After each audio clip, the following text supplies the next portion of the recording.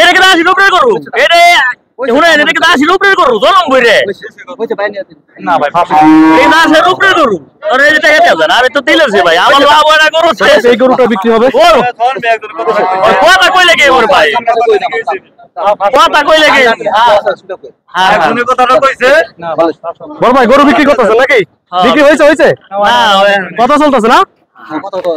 আর channel কি করিতে হয় না তাহলে দেই এলার কি মেল না দেন গেলে খালি আচ্ছা গরু বিক্রি করেন দেখবেন গরু বিক্রি করেন দাম কইছে লস না 7000 আপনি দিলে সে আপনি দিবেন 7000 আপনি দিলে সে আপনি দিবেন 7000 রাখো এই রে ওইছে রাখেন না রাখো তো অবস্থা কথা রাই না আমার 10 টাকা লাভ হয় না রে ভাই আরে রাখেন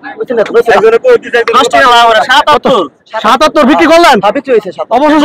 বিক্রি করাই দেয় ভাই জোর করে যাইতো ধরে দেন না দে মানে কি জোর করে কি বিক্রি করতে হয় জোর করে যাইতো যদি বিক্রি করাই দেয় ভাই এখন কি বিক্রি হয়েছে গরু নিলো কে ভাই কে কিনলো এই যে ভাই এই যে বড় ভাই কিনলো না কি কুরবানির জন্য কিনলো নাকি ভাই বিক্রি করব ও উনি আবার বিক্রি করবে আচ্ছা